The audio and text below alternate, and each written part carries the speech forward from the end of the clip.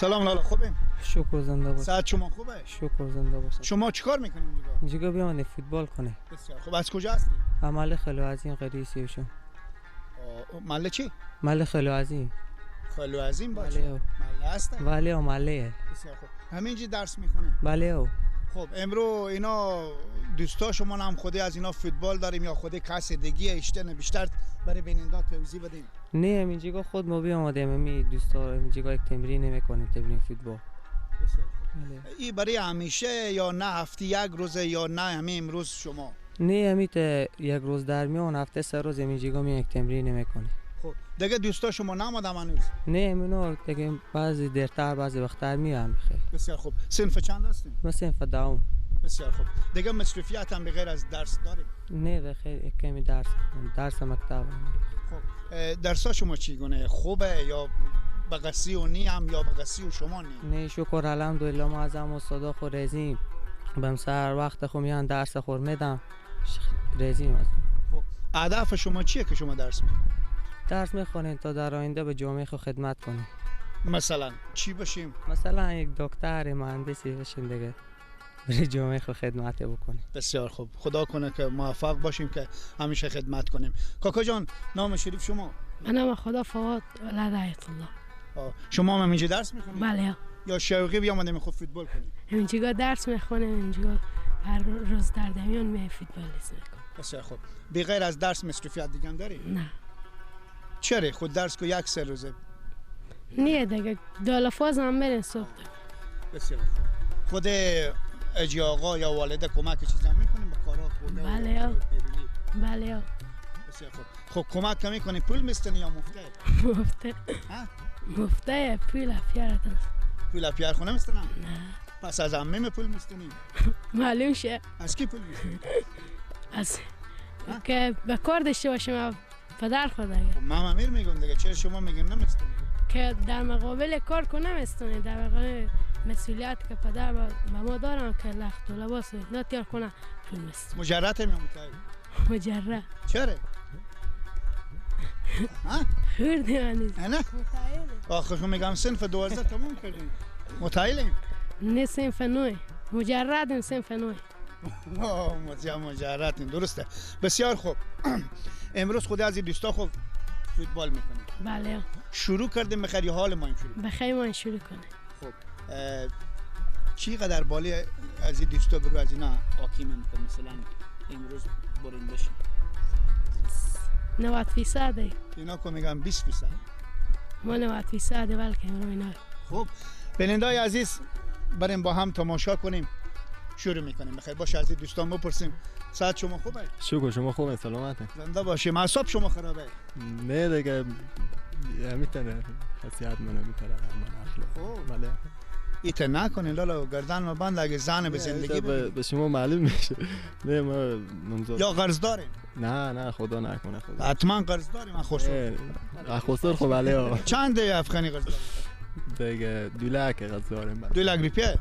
2 لک ولی یکی چند وقت میشه نمزاد دار شدیم؟ 6-7 ماه میشه. خب چند به پیشکش؟ 4.5 لک. 2.5 لک بود باز 50,000 کم کردم 4.5. برو کی کم کرد؟ دیگه من شما برای مادر کم کردم برای. خب فامیلم یا بیگانه هم؟ بیگانه هم. اشته شد که شما فامیلا نزدیک بگ داشتیم برفتیم بیگانه زن؟ دیگه نصیب و قسمت نمی بود که یا کسی نمیداد به شما؟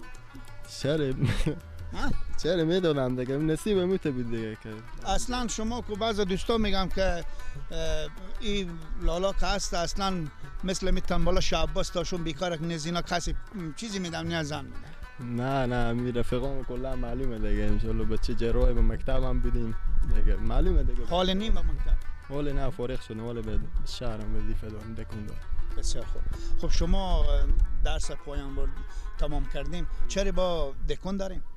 دکون دارم به شهر دکون دارم باز اینجا میام به روزا تمرین. چرا وقتی یک شخصی که درس بخونه با چرا دوباره دکوندری کنه؟ دیگه این شرایط افغانستان رقمی هست که فعلا انقلاب دیگه درسات تعطیل شده. خودم پنتون هم میخونم بفهمید فعلا پنتونات شخصی تعطیله واسه میام اینجا ساعت خورد. چی رشته انتخاب دیگه نرسینگی. بله. خب دوستا میگم دستاورد چیزی هم داریم از فوتبال. دستاوردیم خدا رو شکر دیگه ما پارسال قهرمان مکاتب گذره شدیم. اینجی 16 تیمی که اشتراک کردیم دیگه امسال هم به امید الله به فینالیم دیگه انشالله امید از اینه که حریف ببریم باز دوباره قهرمانی به دستیشون بیاد. مسابقه که فعلا شما آمادگی میگیریم بله. به می اورسولی گذره یا دیگه اورسولی؟ نه بهم خود حریفا. گذره. بله حریفا از اون گذره از مکاتب گذره.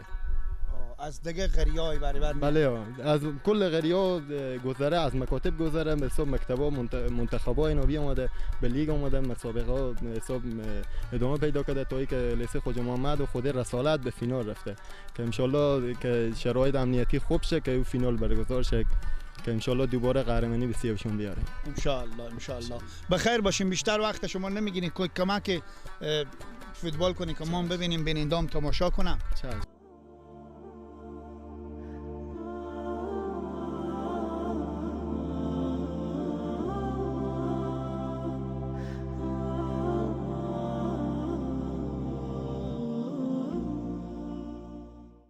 برادر عزیز سلام به خدمت شما. سلام به خدمت شما، خیلی خوش آمدین به مکتب ما.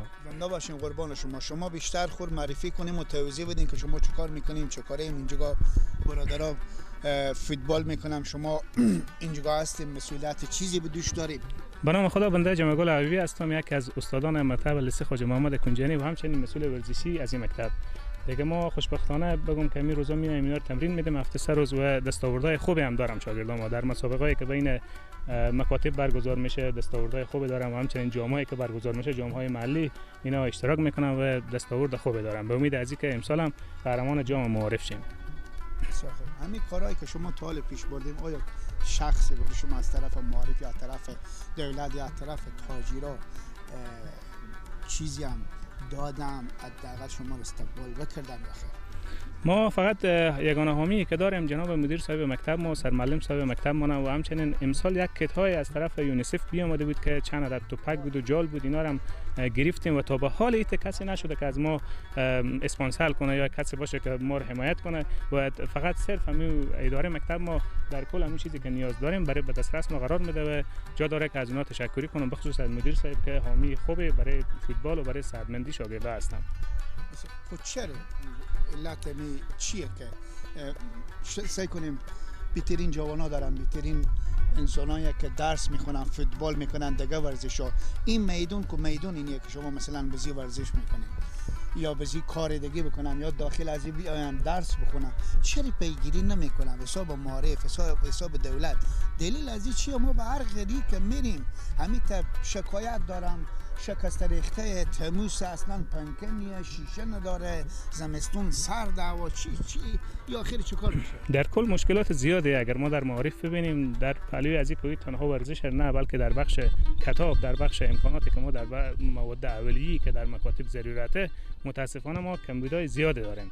تا زمانی که اون مشکلات معرفی نشه دیگه ما نمیتونیم ما از معارف از فوتبال گله کنیم که در بخش فوتبال چری کمک نمیکنه. ما امروز صنفای داریم که در تابستان خیلی گرمه و در زمستان هم خیلی سرده ولی متاسفانه با مو حالت شاگردان میام درس میخونن و همچنین ما کتاب نداریم. همون صنفای هست که اکثریت مضامین ما نداریم.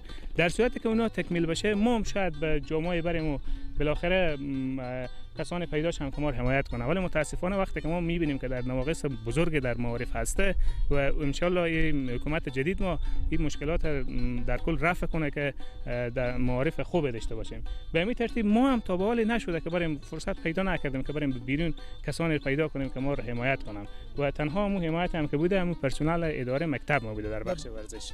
به 20 سال که عمر یک انسانیه به 20 سالی کارا پیگیری نشده کی پیگیری میشه؟ دیگه به امید از اینکه به این حکومت جدید پیگیری بشه و این مشکلات مردم کمتر شه و ما میبینیم که همین مکاتب اکثریت نه تنها مکاتب ما بلکه در شهر و در ولسوالی‌ها به کمبود کتاب مواجهن که یک چیز ضروریه ولی متاسفانه دیگه بلکه به حکومت امید بیشتر میره که امکانات به دسترس مکاتب بیشتر قرار بده و تا صدا بتونن بیشتر به نوع اصلا درس خود ادامه بدن. پیشنهاد چیز هست به این مدت چند روز کمی هم البته میشه نه که حق هم نیه که شما مثلا بریم توقعی تصابت داشته باشیم چون هنوزه اوضاع صحیح چیز نشده. آیا به زی امارت اسلامی از طرف مجاهدین تا حال طرف معارف پیشنهاد چیزی معلم صاحبا مدیر صاحبینا پیشنهاد بده دادن که پیگیری کنن کمک چیزی یا بابت قلم کتابچه یا میز و چوکی یا دیگه بشه؟ در کل رفتم اساتید محترم از هر مکاتب رفتم به تبریکی امیر صاحب معارف گذره و بله قبولا این وعده و نویدهای بدادم. خود در کل حال فعلا اگه ما افغانستان رو ببینیم هنوز در کل ما یک تشکیلات نداریم تا خوش بالاخره رقم بشه. امید از این میره و خوشبین بزی هستیم که بلکم رسیدگی بیشتر نسبت به حکومت قبلی در بخش معارف بشه، چون زیربنای اساسی یک کشوره و انتظار بیشتر میره. بله وعده و نویدهای برای ما دادم و امید از این که جامعه عمل بپوشه و روز ما شاهد معارف خوبه باشیم در سطح نه تنها در سطح افغانستان بلکه در سطح جهان ما یک معارف داشته باشیم که حرف برای گفتن داشته باشه. همین فعلا شما ریاست معارف مجاهدین شما رو مشاهده میکنم. سوال آخر شما، توقع آخر شما، پیام شما برای از اینا چیه؟ پیام اینه که ما زیادتر مردم افغانستان تشنه صلح بودم که نسبتا صلح در افغانستان آمده و حال همین فقری هم که هسته به امید از اینکه زمینی کار مساعد بشه و مردم مشکلات مردم کم بشه، دیگه بانک ها وا بشه، زمینی کار گمرکات اینا فعال بشه و تا مردم بتونم به روی آروم همون کار و روزگاری که دارم و مصرفیت خود ادامه بدم. و در بخش معارف هم از مسئولین معارف امارات اسلامی تقاضا میکنیم که توجه بیشتر داشته باشم، میز چوکی همون امکاناتی که هسته اونا رو به دسترس بگذارم و همچنین در قسمت کتاب که کتاب خیلی کم بوده، معلمین ما داریم که حق الزمه و یا بعضی مکاتب حق الزمه هم نداره، به کم بوده استاد مواجهیم که اینا به امید از اینکه سلوحه کار خو قرار بدن و تا باشه که ما مشکلات در قسمت معارف نداشته باشیم. ان شاء الله با امید خدای پاک یک روز باشه که از همه چیز ما و شما دلجم شیم، فارغ شیم که دیگه این صحبت ها به منجی نیاد. بخیر باشیم، خوشحال شدیم. بخیر باشیم، ما همچنین. خدا. خب بینندگان عزیز، این بود برنامه ای هفته که برای شما تهیه و ترتیب شد از قلعه منزلیان ولسوالی گذره که سیاوشان است. خدا کنه که از این برنامه لذت کافی را برده باشیم. تا برنامه بعدی شما را به الله پاک میسپاریم. خدا حافظ و